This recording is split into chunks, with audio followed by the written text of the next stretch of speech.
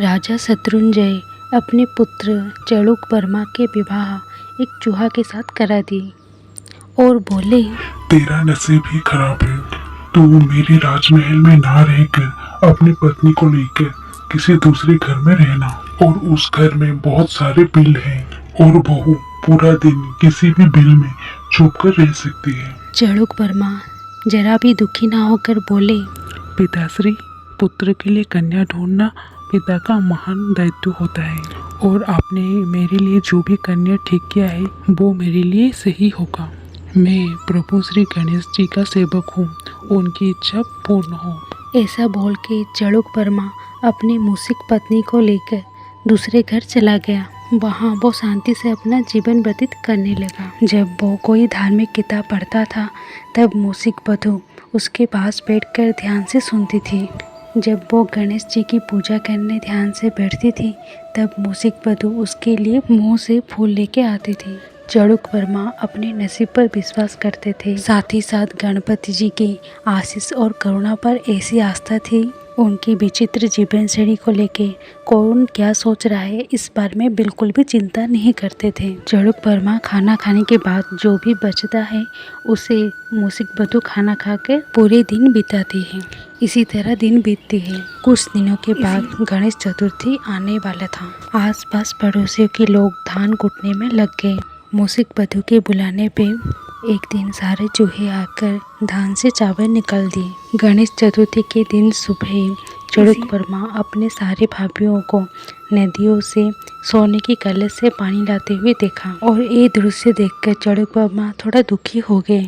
और ये दृश्य मूसिक वधू भी देख रहा था। फिर मूसिक वधू ने एक मटके के अंदर घुस गए और उसको घुमा घुमा कर नदी के किनारे पहुंच गए। मटके लेकर किनारे पे पहुंच तो गए, लेकिन मटके में पानी भरकर लाने की ताकत उसमें नहीं थी। और ये बात सोचकर मूसिक वधू बहुत ही दुखी हो गए और सोचे, मैं एक साधारण चूहा हूँ, दूसरे बहुओं की तरह काम करूँ, ये सोचना भी मेरे लिए बेवकूफ़ी है। मेरे पति महान है, इसलिए वो मुझे अपना ले और वो मेरे लिए हंसी के पात्र बन गए। मैं ऐसी ज़िंदगी जीकर क्या करूँगी। यही बात सोचकर मूसक ने नदी में कूदकर अपनी जान देने की ठान ली, और जान देने से पहले वो भगवान गणेश जी को प्रार्थना की। और तभी वहीं पर गणेश जी प्रकट हुए और मूसक को आशीर्वाद की। असल में वो मूसक एक श्रापित देवकन्या थी, और गणेश जी के आशीर्वाद से वो श्राप मुक्त हो गई और चूहे की जगह एक सुंदर कन्या खड़ी हुई थी जिसका नाम थी कल्याणी। कल्याणी गणेश जी को प्रणाम की और गणेश जी उसे आशीर्वाद करके अंतर ध्यान हो गए। और कल्याणी मटके में पानी भरकर घर लौट रही थी और लोग उसे आश्चर्य से देख रहे थे और एक दूसरे से पूछे, कौन है ये सुंदरी और किसकी घर की ओर जा रही है। चड़ुक वर्मा के भाभी मूसिक सुंदरी कन्या में परिवर्तन होने की संवाद मिल चुकी थी, और वो पहले जो देवर को चिढ़ाते थे और उनकी बोलती बंद हो गई।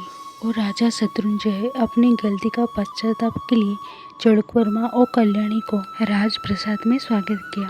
चड़ुक वर्मा के सारे बड़े भाई राजा से जाके बोले, पिताश्री, आपने हमारी भी शादी एक चूहे के साथ क्यों नहीं करवाई? अगर ऐसा होता तो हम भी एक एक पेरी अपने पत्नी के रूप में पाते हैं। राजा ये सब बातें सुन के सोचे, इन मूर्खों के हाथों मैं अपने राज्य कैसे सौंपूंगा। मुझे धिक्कार है कि ये मेरे बेटे हैं। और दुखी होकर राजा वन में चले गए। चड़ुक वर्मा को छोड़कर बाकी सारे भाई सिंहासन पर बैठने के लिए लड़े और सब मर गए, और प्रजा चड़ुक वर्मा को राजा बनाया, और उनके शासनकाल में देश में सुख और समृद्धि आई। चड़ुक वर्मा और कल्याणी के 4 पुत्र हुए। इसी तरह ये कहानी समाप्त हुई।